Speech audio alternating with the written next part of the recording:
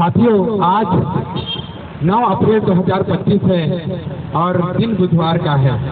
आज हम लोग रायगढ़ जिले के अंबेडकर चौक में जेल भरो आंदोलन की तैयारी कर रहे हैं। थोड़ी ही देर में हम लोग कलेक्टर को हम लोग ज्ञापन देंगे और जेल भरो आंदोलन का जो कार्यक्रम है उसको हम लोग पूरा करेंगे। भारत मुक्ति मोर्चा के राष्ट्रीय अध्यक्ष माननीय वामन मेश्राम साहब के दिशा निर्देशन में पूरे देश भर के 625 जिलों में जेल भरो आंदोलन किया जा रहा है। साथियों, भारत मुक्ति मोर्चा, राष्ट्रीय पिछड़ा वर्ग मोर्चा, बहुजन क्रांति मोर्चा और राष्ट्रीय परिवर्तन मोर्चा के बैनर तले आज 625 जिलों में देशव्यापी जेल भरो आंदोलन किया जा रहा है। ये जो जेल भरो आंदोलन है, इसका एक उद्देश्य है, एक लक्ष्य है और उस उद्देश्य की पूर्ति के लिए आज हम लोग पूरे देश भर में आंदोलन कर रहे हैं। साथियों, मैं आप लोगों को उन मुद्दों के बारे में अवगत कराना चाहता हूं और हमारे समाज को ये बताना चाहता हूं कि आज जो देशव्यापी आंदोलन है वो किस मकसद के लिए किया जा रहा है। मैं आप लोगों को बताना चाहता हूं, हमारे देश के गृह मंत्री अमित शाह के द्वारा संसद भवन में कहा जा रहा है, संसद भवन में ये कहा जा रहा है, अंबेडकर अंबेडकर अंबेडकर अंबेडकर। आप लोग जितना अंबेडकर अंबेडकर कह रहे हैं, यदि किसी भगवान का नाम लेते तो आप लोगों को मुक्त मिल गया होता, ऐसा कह रहे हैं।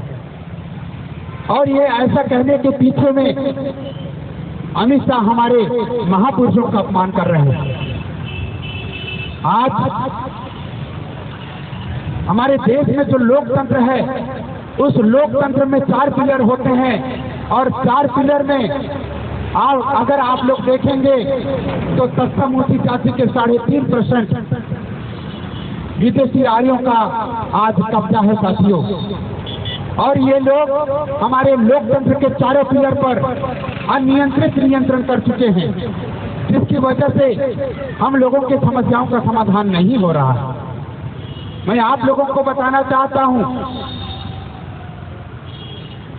अगर आप सोशल मीडिया देख रहे हैं तो उसमें हम लोगों को पता चल रहा है, एलन मस्क बोल रहे हैं कि ईवीएम में घोटाला हो सकता है, ईवीएम में घोटाला हो सकता है और घोटाला हो सकता है, इसका मतलब ईवीएम से चोरी हो सकता है। 8 अक्टूबर 2013 में सुप्रीम कोर्ट का जजमेंट आया और उस जजमेंट में भी कहा गया कि ईवीएम से फ्री, फेयर एंड ट्रांसपेरेंट चुनाव नहीं होता है।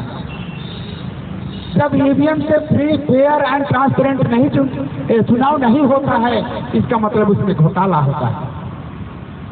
और 2014 से लेकर के अभी वर्तमान सरकार ईवीएम के द्वारा चुनी हुई सरकार है और सुप्रीम कोर्ट बोल रही है कि ईवीएम से पारदर्शी चुनाव नहीं हो रहा है।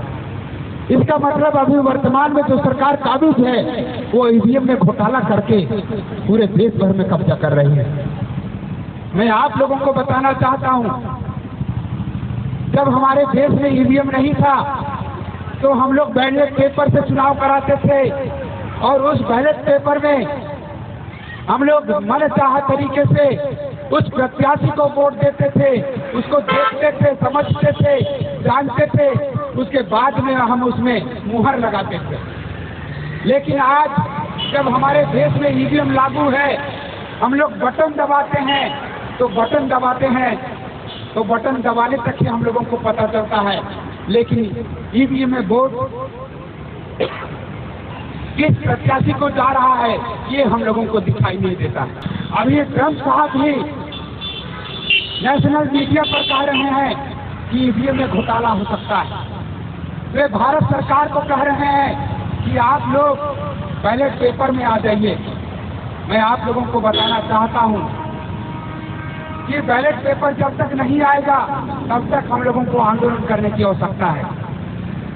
क्यों आंदोलन करने की आवश्यकता है तो मैं आप लोगों को बताना चाहता हूं, जब हम लोग बैलेट पेपर पर चुनाव कराते हैं या बैलेट पेपर का उपयोग करते हैं तो हम लोग अपने प्रत्याशी को हम लोग चुन सकते हैं। लेकिन यहाँ पर ईवीएम के माध्यम से हम लोगों का जो प्रत्याशी चुनने का जो अधिकार है, उस अधिकार को हम लोगों से छीना जा रहा है। आज ईवीएम मशीन के द्वारा प्रतिनिधि चुना जा रहा है। हम लोग जिसे चाहते हैं उसे हम लोग चुन करके भेज नहीं पा रहे हैं, और हम लोग अपना प्रतिनिधि चुन करके नहीं भेज पा रहे हैं तो हम लोगों की समस्याओं का समाधान नहीं हो पा रहा। आज हमारे देश में संसदीय चुनाव प्रणाली है, और इस प्रणाली में अगर आप लोग देखेंगे तो यहाँ पर एक पक्ष होता है और दूसरा विपक्ष होता है। जब पक्ष वाले कोई नियम बनाते हैं, कानून बनाते हैं, और वो नियम और वो कानून अगर पब्लिक के हित में नहीं होता है तो विपक्ष का काम होता है कि वे लोग यानी पक्ष का विरोध करें। लेकिन यहाँ पर पक्ष भी वही है, विपक्ष भी वही है। यानी 3.5% यूरोपियन लोगों ने इस लोकतंत्र को, इस संसदीय प्रणाली को भी कब्जा करके रखा है। आज हम लोगों को जागने की आवश्यकता है साथियों। अभी वर्तमान समय में बोध गया बिहार में बोध गया मुक्ति आंदोलन का आगाज आप लोगों को देखने को मिल रहा होगा। ये बोध गया बिहार गौतम बुद्धा की पवित्र भूमि है। यहाँ पर भी सक्षम उच्च जाति के लोगों के द्वारा कब्जा किया जा रहा है, और हमारे लोगों को वहाँ पर उस बोध गया से, उस गौतम बुद्धा की विरासत से हम लोगों को बाहर निकालने का काम किया जा रहा है। हमारे गौरवशाली इतिहास को, हमारे गौरवशाली विरासत को बचाने के लिए बोध गया बिहार मुक्ति आंदोलन पूरे देश भर में देखने को मिल रहा है। साथियों, आज अगर हम लोग छत्तीसगढ़ की बात करें, मध्य प्रदेश की बात करें, उत्तर प्रदेश की अगर हम लोग बात करें, तो यहाँ पर आप लोगों को देखने को मिलेगा कि हमारे पूरे देश भर में क्रिश्चियनों को टारगेट किया जा रहा है। पूरे देश भर में जहाँ जहाँ हमारे क्रिश्चियन भाई लोग चर्च कर रहे हैं, उन्हें स्वतंत्रता पूर्वक उन्हें प्रार्थना करने से रोका जा रहा है, उन्हें चर्च करने से रोका जा रहा है। छत्तीसगढ़ की अगर आप लोग बात करें तो आप लोगों को देखने को मिला होगा कि रायपुर में दिन दहाड़े पुलिस के सामने में, यानी प्रशासन के सामने में चर्च को तोड़ा जा रहा है। जहाँ पर भी हमारे क्रिश्चियन कम्युनिटी के लोग चर्च कर रहे हैं, उसे चर्च करने नहीं दिया जा रहा है। वहाँ पर प्रेयर कराने वाले पास्टरों को फर्जी FIR करके उन्हें जेल में डालने का काम किया जा रहा है। ये एक षड्यंत्र है साथियों। मैं आप लोगों को बताना चाहता हूँ, मान्यवर वामन मेश्राम साहब लगातार हम लोगों को बता रहे हैं, और वो ये भी बता रहे हैं कि हिंदू धर्म कोई धर्म नहीं है। वामन मेश्राम साहब ऐसा बता रहे हैं। मेश्राम साहब हम लोगों को ये भी बता रहे हैं कि पूरे देश भर में हिंदू धर्म का प्रचार किया जा रहा है, लेकिन ये वास्तव में ये ब्राह्मण धर्म है, ऐसा मेश्राम साहब का कहना है। तो हम लोगों के ऊपर में जबरदस्ती ब्राह्मण धर्म को थोपने का कार्यक्रम देश भर में चलाया जा रहा है साथियों। आज हमारे अगर आदिवासियों को अगर देखें तो आदिवासियों के संबंध में सुप्रीम कोर्ट ने 16 जजमेंट दिया, और 16 जजमेंट में कहा कि आदिवासी हिंदू नहीं है। जब आदिवासी हिंदू नहीं है तो उसके ऊपर में जबरदस्ती हिंदू धर्म क्यों थोपा जा रहा है, ब्राह्मण धर्म क्यों थोपा जा रहा है? साथियों, हम लोग छत्तीसगढ़ में रहते हैं, और छत्तीसगढ़ में अगर आप देखेंगे तो यहाँ पर 5वीं अनुसूची लागू है, और इस 5वीं अनुसूची में आदिवासी मालिक होता है, और आदिवासियों का मालिकाना हक समाप्त करने के लिए आदिवासियों का विस्थापन किया जा रहा है। आदिवासियों को विकास के नाम पर उनके जल जंगल जमीन से उनको खदेड़ा जा रहा है। हम लोगों को सोचने और समझने की आवश्यकता है साथियों। क्रिश्चियनों के ऊपर में अन्याय हो रहा है, मुस्लिमों के ऊपर में अन्याय हो रहा है, आदिवासियों के ऊपर में अन्याय हो रहा है, पिछड़ा वर्ग का जाति आधारित जनगणना नहीं किया जा रहा है। इस प्रकार सभी के ऊपर में अन्याय और अत्याचार हो रहा है। आज भारत के SC ST OBC के लोग इस देश के मूल निवासी हैं, ऐसा DNA रिपोर्ट में आया। और माइकल पाम साहब ने ये DNA रिपोर्ट बनाया और DNA रिपोर्ट में उन्होंने कहा कि यहाँ के जो SC ST OBC और माइनॉरिटी के लोग हैं उनका DNA L3MN है, और L3MN जिनका DNA है वे लोग इस देश के मालिक हैं। आज SC ST OBC और माइनॉरिटी के लोग भारत के मालिक हैं और भारत के मालिकों को उनका संवैधानिक अधिकार नहीं दिया जा रहा है। मैं आप लोगों को बताना चाहता हूं, सोशल मीडिया में सुनने वाले सारे लोगों को बताना चाहता हूं कि हम सारे लोग इस देश के मूल निवासी हैं और हम लोग इस देश के शासक हैं। बाबा साहब ने हम लोगों को कहा, अरे मेरे देश के लोगों, जाओ तुम अपने गांव में नहीं बल्कि संसद में तुम राज करना। और हम लोगों को बाबा साहब संसद में भेजना चाहते थे, हम लोगों को विधानसभा में भेजना चाहते थे। लेकिन एक समय ऐसा था जब बाबा साहब इस देश के लिए संघर्ष कर रहे थे, उस समय कहा जा रहा था कि बाबा साहब के लिए संसद की खिड़कियां ही नहीं, दरवाजे ही नहीं बल्कि खिड़कियां भी बंद हैं। वैसे ही अभी हमारे देश के मूल निवासियों को कहा जा रहा है कि इनके लिए विधायिका और संसद दोनों बंद है। मैं आप लोगों को बताना चाहता हूं कि आज हम लोगों को अपने संवैधानिक अधिकारों को जानने और समझने की आवश्यकता है। 1921 के बाद OBC की जाति आधारित जनगणना रोक दी गई और आज तक OBC की जाति आधारित जनगणना नहीं हो रही है। और OBC की जाति आधारित जनगणना नहीं होने के कारण उनको उनका अधिकार नहीं मिल पा रहा। मैं आप लोगों को उदाहरण के माध्यम से बताना चाहता हूं, अगर घर में हमारी माता जी अगर शाम का खाना बना रही हैं तो हम लोगों को पूछती हैं कि बाबू शाम को तुम आओगे कि नहीं आओगे।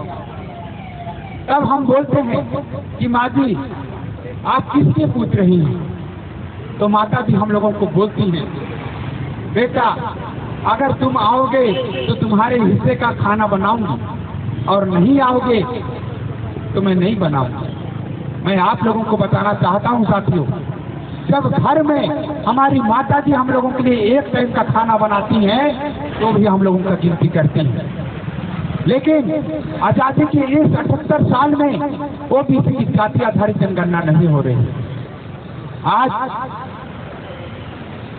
हमारे देश में अगर देखा जाए OBC की संख्या 52% है और इस 52% OBC समाज को प्रतिनिधित्व का अधिकार नहीं दिया जा रहा। उनका जो मौलिक अधिकार है उसे नहीं दिया जा रहा।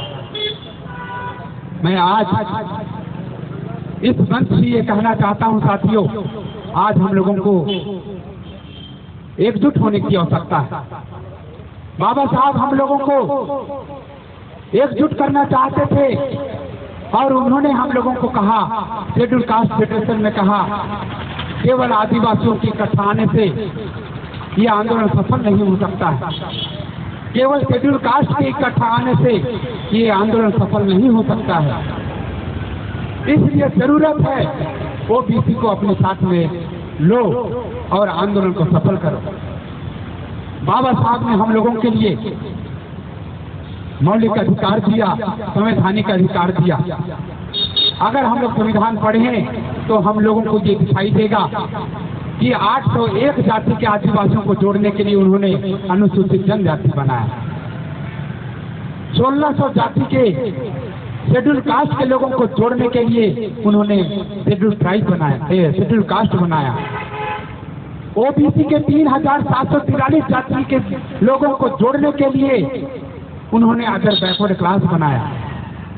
आज इन सभी को जोड़ने के लिए बाबा साहब ने प्रयास किया और सारे लोगों को एक मंच पर लाने का भरपूर कोशिश किया। बाबा साहब हम लोगों को एक जगह इकट्ठा करना चाहते थे। आज डीएनए के आधार पर हम लोग एक हो सकते हैं, मूल निवासी के नाम पर हम लोग एक हो सकते हैं, लेकिन मैं आप लोगों को कुछ और भी बातें बताना चाहता हूं। आज जब अपने संवैधानिक हक और अधिकार के लिए आवाज उठाते हैं तो हम लोगों को तोड़ने का काम किया जाता है। मैं आप लोगों को बताना चाहता हूं, हमारे देश में 6 लाख से ज्यादा संगठन है और सारे के सारे लोग कभी बाबा साहब के नाम पर, कभी संविधान के नाम पर हम लोगों को भटकाते हैं। संविधान को दिखाते हैं, बाबा साहब का नाम लेते हैं, लेकिन बाबा साहब के काम को पूरा नहीं करते।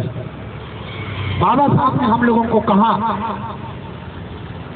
मेरी जय जयकार मत करना, मेरे अधूरे सपने को पूरा करने के लिए जान की बाजी लगा देना। आज बाबा साहब हम लोगों को ये भी कहना चाहते हैं और उन्होंने संविधान के आर्टिकल 19 में लिख करके कहना चाहते हैं और उन्होंने ये लिखा कि हम लोगों को बोलने का अधिकार होगा, freedom of speech, freedom of expression. दूसरे नंबर में उन्होंने हम लोगों के लिए अधिकार लिखा और उसमें उन्होंने कहा तुम लोग संगठन बना सकते हो। बाबा साहब बोलते हैं आधा काम मैंने कर दिया है, आधा काम आप लोगों को करना होगा। साथियों, बाबा साहब के अधूरे काम को पूरा करने के लिए हम लोगों को जान की बाजी लगानी होगी। बाबा साहब ने जब संविधान लिखा और संविधान में उन्होंने प्रियम्बल लिखा और उस प्रियम्बल में उन्होंने अपनी बातों को हम लोगों को बताया। बाबा साहब हमारे भारत में एकता, अखंडता, बंधुता और न्याय पर आधारित समाज का निर्माण करना चाहते थे। आज हमारे देश में ना एकता रही, ना अखंडता रही, ना बंधुता रही। आज बाबा साहब का जो दिल है, बाबा साहब की जो आत्मा है, अगर वो ऊपर से देख रही होगी तो हम लोगों को देख करके रोना आता होगा। साथियों, बाबा साहब हम लोगों को आज वो अधिकार दिलाना चाहते थे, लेकिन आज जो वर्तमान सरकार है वो हमें अधिकार वंचित करना चाहती है। हम लोगों को जानने की आवश्यकता है। साथियों, इस मौके पर मैं केवल इतनी ही बातें रखना चाहता हूँ कि बाबा साहब हम लोगों को संगठित करना चाहते थे और संगठित होकर के हम लोगों को अपने अधिकार के लिए एकजुट करना चाहते थे। आइए हम लोग भारत मुक्ति मोर्चा, राष्ट्रीय पिछड़ा वर्ग मोर्चा, बहुजन क्रांति मोर्चा और राष्ट्रीय परिवर्तन मोर्चा के बैनर तले आज अपनी मांगों को उठाएं और एकजुट होने का कोशिश करें। आभार, धन्यवाद।